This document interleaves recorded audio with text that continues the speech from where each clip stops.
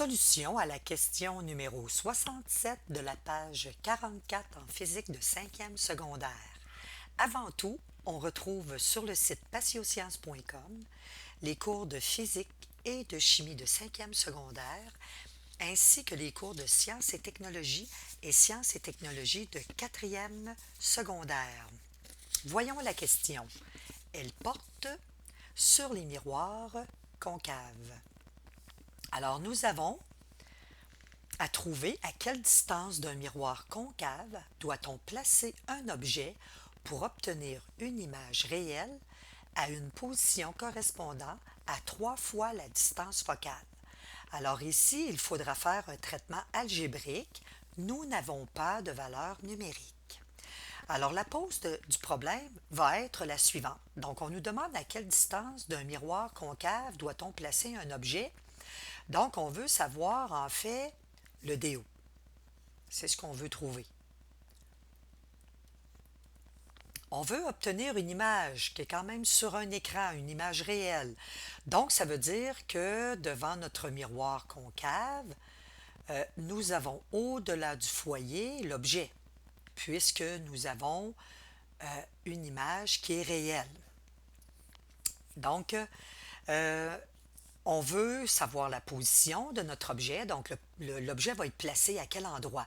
Nous savons qu'il va être au-delà du foyer. Et on veut obtenir une image réelle à une position correspondant à 3 fois la distance focale. Donc, ça veut dire que j'ai une distance focale ici, une distance focale ici. Donc, je veux obtenir mon image en quelque part ici sur l'écran. Alors, nous allons chercher. Nous n'avons pas de valeur. Alors, on va commencer de façon algébrique avec simplement les variables. Donc, la distance focale, nous allons l'appeler distance focale, tout simplement. Et qu'est-ce qu'on nous mentionne? On nous mentionne que l'image va se retrouver à 3 fois la distance focale. Donc, nous sommes en mesure de donner la position de l'image par rapport au miroir, mais en lien avec la distance focale. On dit qu'elle est à 3 fois la distance focale, donc 3 fois f. Alors maintenant que nous avons posé notre problème, en passant, quelqu'un pourrait donner des valeurs, sauf qu'à la toute fin, il faudrait comparer nos valeurs avec, comparer par exemple la distance focale et le DO. En fait, il ne faudrait pas donner une valeur numérique. Donc, c'est ça le problème avec le fait de se donner des valeurs. Donc, ce que je vais faire tout simplement, c'est de la manipulation algébrique. Donc, toujours la même question en sciences. Avec ce qu'on nous a donné, qu'est-ce qu'on peut faire avec?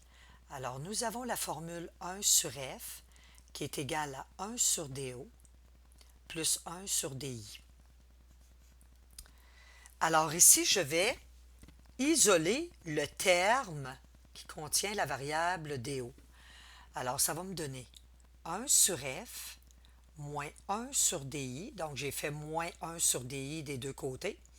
Il nous reste donc 1 sur DO. Ça, c'est la première chose à faire. Isoler le terme qui contient la variable à isoler. Par la suite, je vais faire la substitution. Alors, quelle est la valeur de f? Il n'y en a pas, mais on lui a donné une variable qui est égale à petit f. Ensuite, quelle est la valeur de DI? Nous ne l'avons pas, mais il est exprimé en fonction de la distance focale. Il vaut 3f. Et nous avons le 1 sur DO.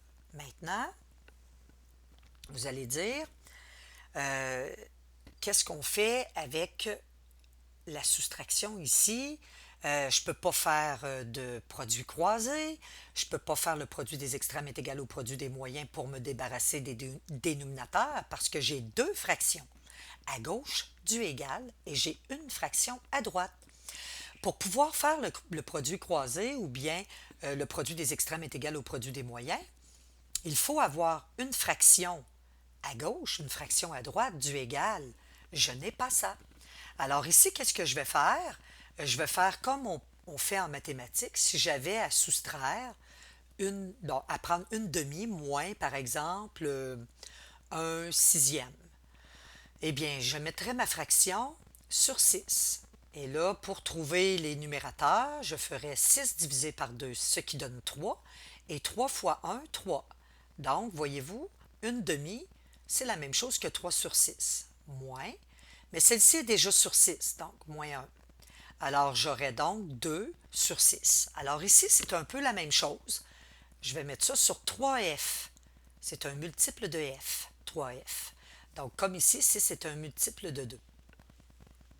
Alors ici, je vais trouver la fraction, mais qui est sur 3f, mais qui est équivalente à 1 sur f.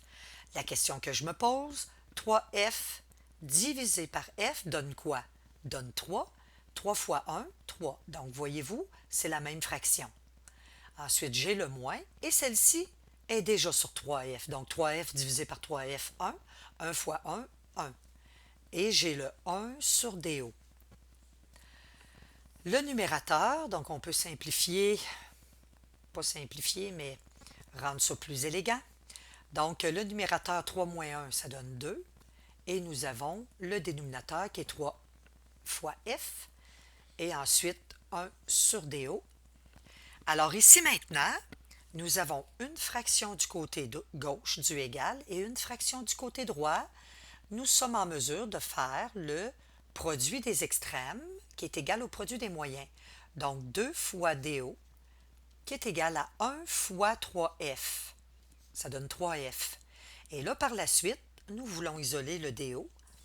Nous allons diviser par 2 des deux côtés, ce qui va nous donner 3 demi fois la distance focale.